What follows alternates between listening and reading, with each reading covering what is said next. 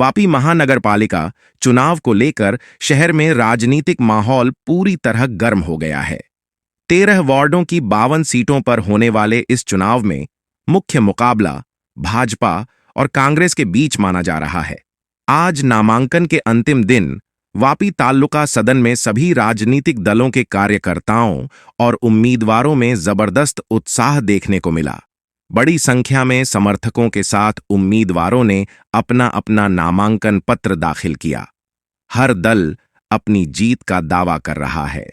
भाजपा ने इस बार कई नए चेहरों को मौका दिया है, वहीं कुछ पुराने और चर्चित चेहरों के टिकट कटने से अंदरूनी हलचल भी देखने को मिल रही है।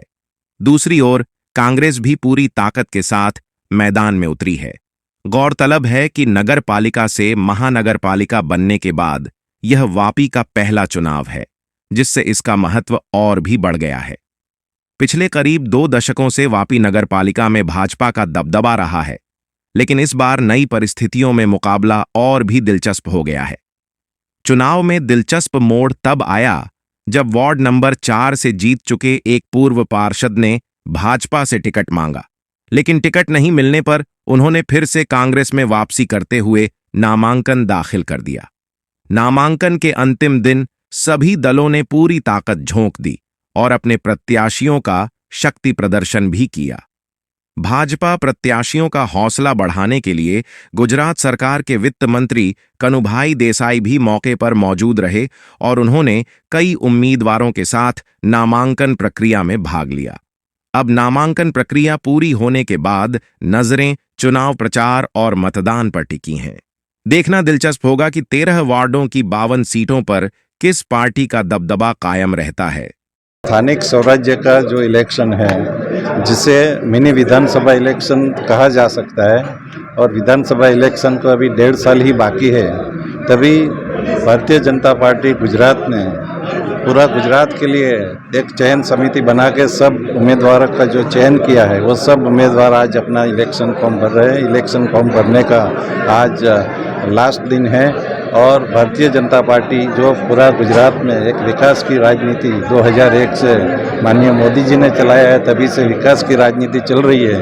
यानी विकास का जो पैगाम है वो हर एक नागरिक तक गया है, चाहे बिजली हो, स्वास्थ्य हो, पीने का पानी हो, ये सब आयामों को लेके हम लोग मतदार के पास जाएंगे। आभार। वापी को महानगरपालिका बनाने का एक बहुत ऐतिहासिक कार्य किया है और अब महानगरपालिका बनने के बाद में वापी के लोगों के सामने यातायात, पानी, सड़क और कुछ स्वास्थ्य ऐसी जो सारी चुनौतियां हैं, उसके लिए महानगरपालिका का ये जो चुनाव है ये बहुत बड़ा गेम चेंजर साबित होगा और इसमें भागीदारी होने के लिए हमको और विशेष रूप से राजधानी सभा के प्रतिनिधि के रूप में तस्लीम सुल्तान बाबुल, वार्ड नंबर 6। हम लोग का मोस्ट प्रोबेबली लास्ट जो भी हम लोग ने प्रॉमिस किए थे उसमें से 50% तो अचीव किया ही है। अब जो बेसिक है अपना रास्ता और पानी और लाइट, जो हम लोग महानगरपालिका के हिसाब से जो बड़े बड़े रोड्स बना रहे हैं, बड़ी बड़ी लाइट्स आ रही है, तो उस पर भी फोकस करके as soon as possible within 6 month हम वो रिज़ल्ट देने के लिए कोशिश पूरी करेंगे। Thank you. मेरा नाम मित्तल नंदानिया है, वार्ड नंबर 6 से, और मैं पहली बार मुझे ये टिकट मिली है और मैं बहुत खुश हूँ कि भाजपा हम जैसे युवा लोगों को और चांसेस दे रहा है अपनी प्रगति दिखाने के लिए, काम करने के लिए, और हम भी बाकी सब जो हमारे मेंबर्स हैं उनके साथ आगे बढ़ेंगे और जो भी प्रॉमिसेस किए हैं वो हम पूरा करने की कोशिश करेंगे। है आप लोगों के इसमें कौन सी समस्या ज़्यादा दिखती है और किन समस्याओं पे काम करना चाहते हैं आप? मुख्य पानी का जो इशू है चला में, वो हम पूरी तरह से सॉल्व करेंगे। ड्रेनेज का, रोड्स के जो इश्यूज़ है वो हमारा मेन मोटिव है। जय श्री राम। मेरा नाम सुनीता तिवारी है।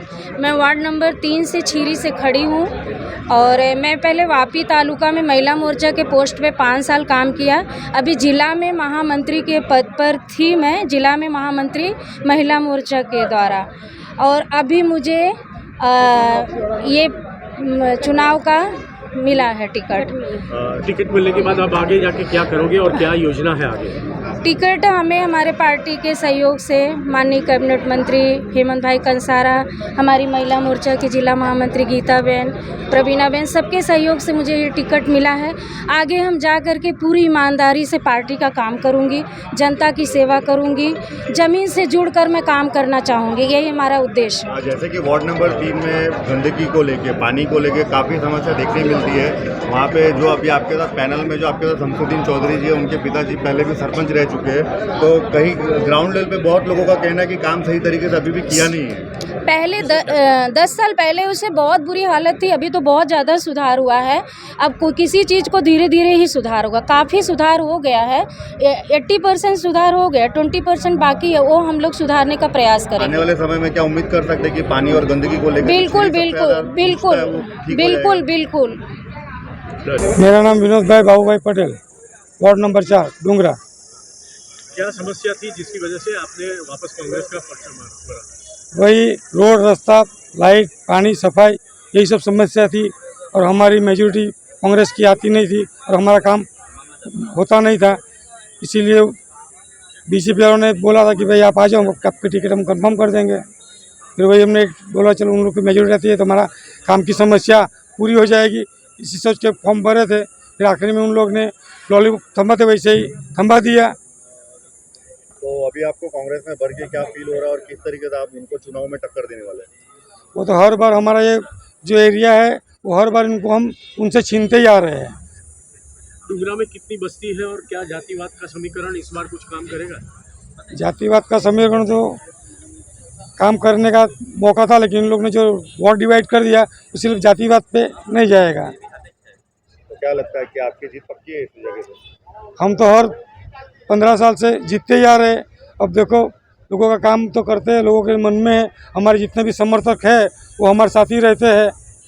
फिर आके देखते हैं क्या रणनीति होगा।